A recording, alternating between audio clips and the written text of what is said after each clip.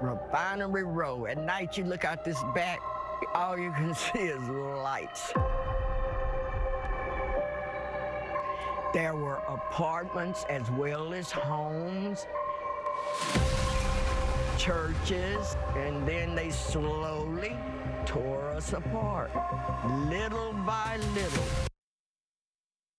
This is a documentary you do not want to miss. Texas is a major global hub for the petrochemical industry, leading the U.S. in refining capacity and production. And with the greater Houston area actually accounting for over 42% of the nation's base capacity, it's important to know this. In fact, there's a new documentary shedding light on how petrochemical expansion targets some of the most vulnerable communities in Texas. The film's called Green Light to Pollute in Texas, bringing data to life, revealing the impact on people behind the statistics and highlighting those who are advocating for clean air, water, and environmental justice. In fact, we have the father of environmental justice with us today, who's highlighted in this. It is the incredible Dr. Robert Bullard from Texas Southern University. First of all, we are so honored to have you here, sir. For 45 years, you've been advocating about environmental protection and safety and justice.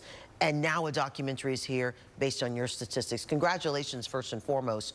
But tell us why, for all of these years, you've been talking about this and how it's been impacting our community, because most people may not even be aware of this. Well, first of all, thanks for having me. Yes, it's been a long journey. I started my work in Houston in 1979 and started to documenting the path of pollution and how it relates to vulnerability. It is no accident that communities that are on the fence line with petrochemical plants, refineries, and other types of facilities that emit dangerous pollution happen to be low income and people of color. And what this report looks at is 89 petrochemical plants that are being proposed or expanded in Texas.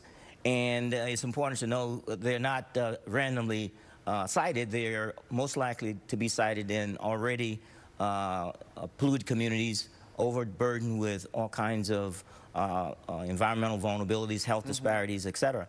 And so this is bringing the point home that the expansion of this industry has brought jobs, but there are downsides in terms of those who live on the fence line. They're left with pollution, poverty, and illnesses. Right. Speaking of which, I mean, you don't find these chemical plants, and just full disclosure here, you don't find them in River Oaks. You don't find them in Tanglewood. You find them in more of the poor communities on the east side where these plants are. And you mentioned the environmental impacts, but also the health impacts. Are you seeing higher rates of cancer from these statistics? Are you seeing higher rates of potential deaths from these statistics? What have you been able to find? Well, what we did is we zeroed in on looked at these 89 facilities or proposed facilities and looked within a 3-mile radius and pinpointed the vulnerability, whether it's in terms of asthma, respiratory illnesses, looking at the issues of life expectancy, looking at other kinds of issues, disabilities. And 9 out of 10 of those facilities that are being cited are proposed in areas where all of these health indicators elevated. And what we're saying is that when you look at the fact that from economic segregation to racial segregation, pollution maps closely with those indicators. And that's not random. And I found this in Houston 45 years ago, and I looked at it within the southern United States. I wrote a book in 1990, 35 years ago, Dumping in Dixie, and it found the same pattern across the southern United States and the Gulf Coast. Okay, so I know we only have about 45 seconds.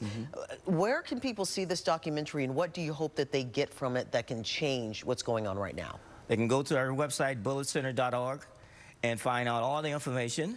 And what we're saying is that communities have a right to breathe clean air, and that no community should become a sacrifice zone for these polluting facilities. We're talking about going to a clean energy economy, green jobs, and making sure that those jobs are fair, just, and distributed equally across the board. Well, we want to thank you for what you've been doing for 45 years. The Bullard Center was created because of your efforts and continuing to remind everyone and, yeah, force them to know that people deserve, like you said, to breathe clean air, to live in clean environments and not be subjugated or subjected to things that are going to be harmful for their lives. So thank you so much. We're going to have all of this, links to this documentary where you can see for yourself at our website, CW39.com. It will change your life, and realize that not everyone has the clean water that you may have within your own city. So thank you so much, sir. It's such a pleasure and an honor to meet you, sir.